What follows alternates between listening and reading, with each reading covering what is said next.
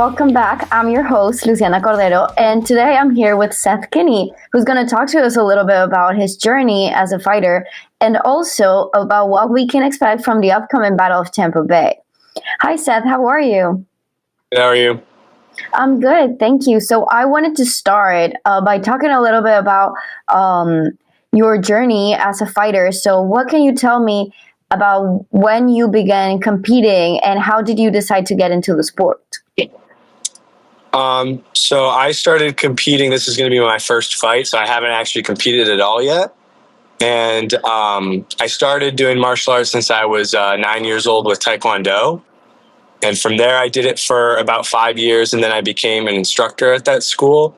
And then I decided that I wanted to do more of real fighting instead of competitive point Taekwondo kind of stuff. So I then decided to do boxing and Muay Thai, and I've been doing that for like a year or two. And what has that switch been like from trying out different martial arts?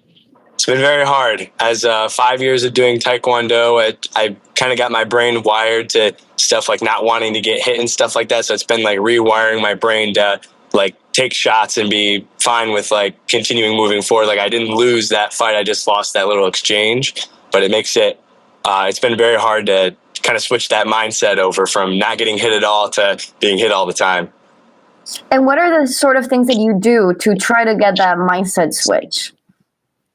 Just spar more often. That's what my coach has always made me do. Is just we just do a lot more hard sparring rounds and just get used to it. Just keep fighting through that challenge. Yeah, because martial arts are a very physically demanding sport, but also like psychologically demanding. So how do you approach a situation where you're being like pushed down and you have to stand back up? How would you approach that? When I'm getting kind of beat up in a situation of a fight, I like to try to escape the situation a little bit and kind of reanalyze like where I'm at, what I need to be doing, and what he's trying to do to me. And then I try to make a counter strategy in that short little window that we're not in any contact. And then I try to push the pace back in. Yeah, and I know that this is your first time fighting like this, but you did mention that you have like previous experience with martial arts. So how has it been like in those past experiences when you've like stood up against an opponent? What were the emotions that you were feeling there on the mat? Sometimes if it would be angry because I'd feel mad at myself for not doing better. But overall, I've been just trying to have a lot more fun with it and just not put that much pressure on myself, because that's a really big, like you said, a mental component of fighting. And that's one of the main things I've struggled with. Yeah, and I also wanted to touch a little bit on, you mentioned being teaching the sport. What is the switch like from being a teacher to being out here the one competing?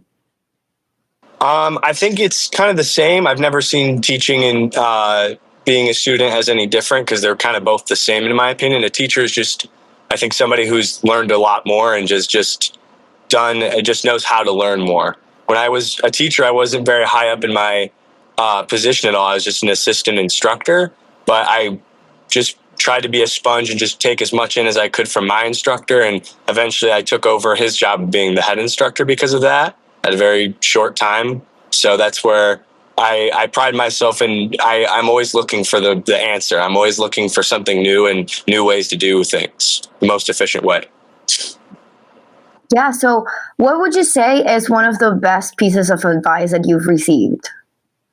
One of the best pieces of advice I've received is that there's not one answer to any situation. When I started with Taekwondo and teaching, I was always told that there's one exact way to do some of the things in teaching. And I discovered through my own just kind of trial and error that that's just not true, as I did some things different than them and it still worked, or sometimes was better, sometimes a little worse, but it worked for me, and that's kind of what mattered. And I've also met coaches, especially I had this old boxing coach. He was a pro boxer, and he just never agreed that there's a different way to do something. It was either his way or the highway. And I never respected that kind of mindset, because it's just not true in my opinion. You look at any professional fight organization, they all they all have different styles. I mean, like Khabib Nurmagomedov and like Ilia Topuria don't fight in a similar way at all, but yet they were both champions, you know? Yeah. So would you say that learning about all these different types of martial arts has helped you improve your fighting? Yes, definitely. Because I am just doing a kickboxing match, but I was planning on doing MMA in the future. That was kind of my goal, was to be a pro fighter. And I did jiu-jitsu for 3 days a week, and I've done Muay Thai for 3 days a week for the past like 6 or 7 months. I'm only now just kind of stopping doing that. So that's where I think learning both of those things helped me realize that there is many options to doing something, and that it is very important to know how to learn. Yeah. So what would you say are the different skills and lessons that fighting has taught you, or just martial arts in general? The main thing I think that it has taught me is how to work through something, even if you don't really want to. I mean, training 6 days a week, I didn't necessarily want to do that, but I needed to if I wanted to become really good at my sport, and I wanted to go pro, which was my goal at one time. So that's where I needed to make those sacrifices at that time that I thought it was needed. Yeah. Would you say that you feel like you have something to prove now with the fight coming up? Not really. I really am just continuing this fight because I don't really want to go pro anymore. I've decided that looking at all of these sacrifices needed to become great, that's just not something particularly I'm looking for. That's just not something I'm willing to do. So I'm really, with this fight, just trying to prove to myself just that I did my best, and I'm really just trying to have the most fun I can with it. Yeah, and I think that's a great way to approach it. So what would you say that fighting means to you? Fighting means to me just an expression of myself. I mean, I've always seen fighting as kind of just an art form. Like, there's so many styles, there's so many methods, there's so many different possibilities and permutations of things that can happen. And that's where I love that those things are what the game is. That's where I love the game a lot. I know a lot about it, but it's just to go professional is just takes another level of sacrifice that takes things away from what I also love in my life. So that's where I can't commit to that level of sacrifice. But for an amateur level and for just having fun, it's easy to make, the little sacrifices it takes to learn more about this beautiful sport. Yeah, and what would you say are some of the sacrifices that one has to make to get into the sport? To just get into a basic level of the sport, I think the only sacrifices you really need are willing to try your best and just a little bit of time. But I would say to go pro, that it takes a higher level of sacrifice, needing of almost all your free time. Like, I'd be going to school, and then I'd have to do 3 hours of training right after, and then I'd eat and go home. And I had to make sure everything I eat is according to my diet. I have to make sure everything I'm doing outside of training is going to somewhat benefit me. And it's all I used to think about, and it's all I used to want to do. So now that it's that's just kind of the things that you need to do. Like, for example, like family, you gotta make some of the sacrifices of, like, when we're all going to get together and do a party, I might have to not go to that party because I gotta train. I gotta make sure I'm committing to my quota of the amount of time I'm training. And if I'm not training enough, I'm not going to be good enough, Yeah, and do you feel like you have a strong community to support you in fighting and martial arts? Yeah, my mom is my biggest supporter. She always is at every single one of my matches. She used to come to all my training sessions and always cheer me on. She'd say, "Go, Sethy," and all that stuff in my in the corner. So that's really nice to have her as a supporter. My coach in Florida, Daniel, is a really good supporter for me as well. And my coaches down here in Michigan have always tried to help me in the best way they thought possible. So I think I have a really good community and good teammates to help me through. Yeah, that sounds great. And do you have any mentors or people that you look up to? Daniel Salmon's my coach in Florida, is somebody I look up to, of just somebody that just always tries to see how I said, of like, everybody has their own way of doing it. He kind of respects that in a big way, and just always tries to cater to somebody's needs and somebody's way that they need it to happen. So I couldn't advocate enough his teaching style and how he's always looking for the best interest of the fighter first instead of the he's looking always for the person rather than the fighter, and I always appreciated that. And then my one of my coaches down here in Michigan, his name's Chris Bruno. He was also very good. He was a pro MMA fighter. He's helped me so much in teaching me so much about the sport.